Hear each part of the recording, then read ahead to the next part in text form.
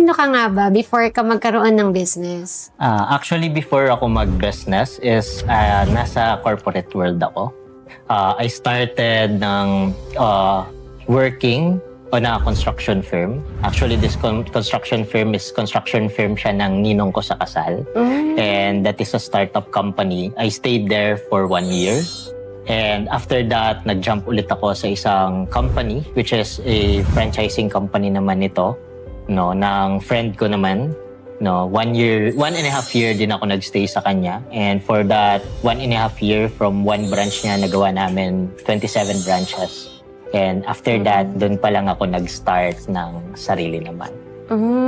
Ano yung course ba na tinapos mo or nakagraduate ka ba ng college? Actually, sad to say, hindi ako nakagraduate ng college. I took IT nung una. Kasi ito yung sabi ng parents ko na malaki yung sweldo. So, tiniis ko siya ng hanggang 3 years. Okay. But, nung thesis na, sabi ko parang hindi ko na talaga kaya to. And kahit makagraduate ako sa course na to is parang hindi ko siya magagamit kasi parang hindi ko talaga siya gusto, to be honest. And on that, I shifted to business administration and entrepreneurial management. And nasa 4th year na ako actually, but nabuntis ko yung girlfriend ko. And I had to leave the college life para i-sustain yung magiging family ko. Kaya hindi mo na natapos yung pag-aaral mo. Yes. So, doon ka na nag-start na maghanap ng work? Yes. Actually, nung college life, doon ako na-start na ma-involve into entrepreneurship. I started in a network marketing business, no? It's called GFI, and doon naman nakasama ko kasi is mga taga-Lasal Taft, yung karamihan. So, mga anak to ng Chinese, anak ng businessman. So, dun medyo na-mold yung utak ko na kailangan ko mag-business or gusto kong mag-business. Kasi sila, yun na yung mindset sa kanila or in-instill sa kanila ng parents nila. And after ko naman sa networking, hindi ako kumita, pero hindi sobrang laki. And I left that networking company and naghahanap ako ng opportunity. And which is ang nabump ko is food selling naman ng online. Which is nag-reseller ako ng Rodillas Yema Cake. Oo. Yung sikat na Yema Cake. Yes. Oo. So, dun sa Yema nag-start yung pagiging online seller. Yes. Actually, aksidente lang din siya. Every time na hinahatid ko, wife ko na siya ngayon, girlfriend ko siya nung time na yon. Every time na hinahatid ko yung girlfriend ko nung time na yon, nadadaanan namin na may reseller sa Cavite ng Yema Cake. Pero nakalagay lang siya sa cardboard. Tapos, napanood ko sa Jessica Soho yung Rodillas Yema Cake. Sabi ko parang, may opportunity dito. May nakita na akong pwedeng mag-supply sa akin. And trending siya ngayon. So, I posted it online. Nag-start ako parang 3 cakes, no? And ang maganda nun, wala pa yung mga pop-up booth sa mall nun. So, I controlled the price. So, medyo malaki yung minamark up ko doon. Sa Quezon pa ito galing, di ba? Yes, Quezon siya galing. But merong parang distributor sa Cavite. Doon ko na lang kinukuha sa distributor sa Cavite. So, I don't need na bumiyahe pa ng Quezon. So, from 3 cakes a week, within 2 months, umaangkat na ako sa kanya ng 50 cakes a week. So parang binenta mo siya online. College pa lang yan. Yes, college pa lang. Oo. So doon na namulat yung isipan mo na maganda pa lang mag-business. Yes. Nag-construction firm din ako. Nang very little lang. Actually, wala pa nga akong permit nun. So, kumukuha ako ng contract sa mga kakilala naman. Na kumuha ako ng mga renovation lang ng bahay, parang painting works or papagandahin mo lang yung interior design ng bahay, as well ng mga renovation or fit-outs ng mga small restaurants sa labas. Kasi yung pinagtrabahuan ko is fit-out sila sa loob ng malls ng mga restaurant. So, yung sa akin naman, doon ako sa mga smaller scale. But, since hindi ganun ka-frequent yung kontrata, so, and may anak na akong, lumabas na yung anak ko nung time na yon. And kailangan ko maghanap pa ng other source of income. Doon naman ako na-invite ng friend ko na gawin yung franchising business. Meron siyang restaurant na kakatayo lang. Tapos sabi niya, since alam niya na marunong ako sa online marketing or sa sales, nag-tap siya sa akin, Kim, gawin natin tong system 50-50 tayo pag nagawa tong sa franchising. So, I'm very happy. Yeah. Okay, so meron akong sideline na construction, tapos magkakaroon ako ng first Additional. dun sa franchising. And ginawa ko yung franchising model niya for 6 months. Inaral ko, wala pa kasing ChatGPT noon eh. So, kailangan mo mag-research, kailangan yung utak mo talaga yung utak mo talaga yung gagawin mo. So, nagawa ko yung franchise system niya in 6 months. And within 2 months after yung franchise system niya, we landed our first client.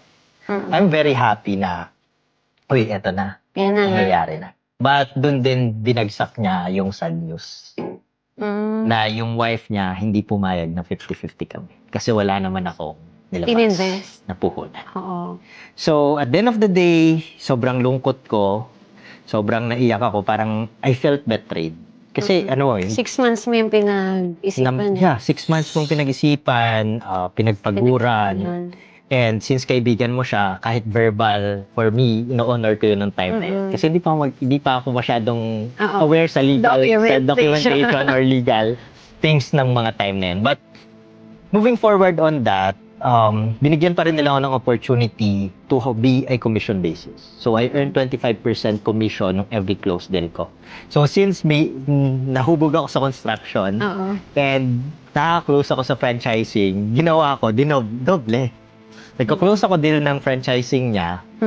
Plus, kinukuha ko yung clients na yon, ako yung gumagawa ng restaurant nila. So, kumikita ako ng maayos. But after a year, 1.5 year from one branch niya, nagawa ko, mapa-franchise sa kanya is 27 total. Ano yung lesson na natutunan mo doon? Nung nangyari yun sa'yo? Kasi bumabalik at bumabalik yung ano. Yeah. Siguro the biggest lesson on that is kailangan everything is on black and white. Hindi kasi pwedeng we always trust on the words of the people. Kasi pwedeng makalimutan yan. Pwedeng mabago yan. So, for me, sobrang importante ng black and white or ng documentation. Kahit maliit na deal man yan, even the biggest deal man yan, kailangan documented siya. Hindi na pwede yung handshake deal palagi. Yes, tsaka always, kapag dun sa document, it's a win-win arrangement. Hindi lang dahil ikaw yung may gusto. Yes. Kaya nga siya contract, diba?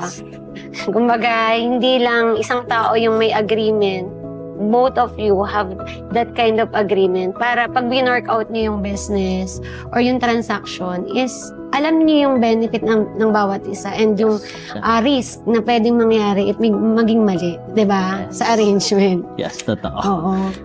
So yun, hanggang sa umalis ka na. Yes, since medyo na... Kahit lumaki na siya, umalis ka pa din. Yes. Nilet go mo na lang. Yes, kailangan mo siyang i-let go kasi yes, kumikita ako ng money, but yung heart ko is parang hindi talaga nandun. No? So, I left the company, dun na nag-start yung nagkaroon kami ng inuman na magkakabarkada. So, sa inuman na yon, ng mga kababata ko na yon, is sabi namin, since we have the time and the energy, why not mag-start tayo ng business? So, nung gabi na yon, actually, ang daming business ideas na lumalabas, no? Kasi mahilig kami, number one, mahilig kami sa computer nung mga bata kami. So, number one, mga computer. Kababata. Yes, kababata kasi, computer shop. Oo. And meron din na, since mahilig sila sa instrument, nung high school din ako mahilig ako sa instrument. Since pa February kasi noon, why not yung nauuso ngayon na business, yung mobile harana or yung harana na nasa sasakyan and may surprises. Naisip din namin yun nung 2019. Yung may pa-balloons. Yeah. And sadly, umabot na kami ng 2 a.m. Wala pa kaming final na business model talaga na gagawin. No? And one of us is nag-crave ng samgyupsal. But sad to say, ang samgyupsal nung time na yun sa Cavite is hanggang 12 midnight lang. And medyo nakainom na rin. Ayaw na rin namin lumabas or umalis. So we check online kung may nagsasell ba may nagde-deliver na ba ng samgyupsal. So sad to say, wala. Pero that's when the idea pop out. Na kung walang gumagawa... Out of nowhere, parang may nagkaroon ng idea. Bakit walang gumagawa? Bakit hindi tayo yung unang gumawa? So, after nun is, the great thing, hindi siya naging kwentong inuman. Kasi maraming kwentong... Usually, di ba, kwentong inuman lang na parang wala lang? Yes, maraming kwentong inuman from businesses to travels, sa mga plano, kahit swimming, nagiging kwentong inuman. Luckily yung sa amin, hindi. Kinabukasan, nag-execute na agad kami. Nagplano na kami ano yung gagawin. And this business model is not easy. Why? Wala ka kasing blueprint eh. Yeah. Unlike nung pizza delivery. Wala kang gagayahan. Wala kang gagayahan. You are the first eh. No, wala kang gagayahan. So, kailangan aralin mo lahat mag-isa. But after 2 months, na-launch namin si Samgyup sa Bahay on a small apartment with a 200,000 capital and with 4 employees lang. Kasi nung time na yun, may ginagawa pa kami na ibang bagay. Which is ako, nagbebenta naman ako ng franchise sa ibang brands. Tapos yung business partner ko is yung construction firm nila, and yung isa naman is director, assistant director siya sa mga local films naman sa atin. So, ayun. Doon na-start si Samgyup sa Bahay. So, ibig sabihin, yun nga, kayo kababata mo lang. Buti nag-work yung partnership. So, yan, dyan na, nagkaroon na ng written document. Yes, dito naman is may written document na talaga. Kasi lalo na pag magkakaibigan. Yes. Diba? Ang hirap ng partnership. Siyempre, alam niyo yung mga kalukuhan nyo, alam niyo yung mga lapses or mga weakness and strengths nyo. Diba? Yes, it's not easy. Doon ko nakita na it's not easy din yung business partner, no? Kasi nagsimula kayo as friends talaga. Yes. So, magkakaibigan kayo. So, nung simula ng business, I'll say na mas lamang talaga yung friendship over the business. But along the way, we need to establish na i-differentiate kung kailan ba kami magkakaibigan and kailan ba kami magiging business partners. So, nagkaroon na ng boundaries kung when kami magkakaibigan and when magiging business partners. And tama ka, Miss Joy, na nung in-start namin siya, we have a written agreement na agad. No? So, even DTI namin siya sinimulan, may internal written agreement na agad kami sa mga sarili natin.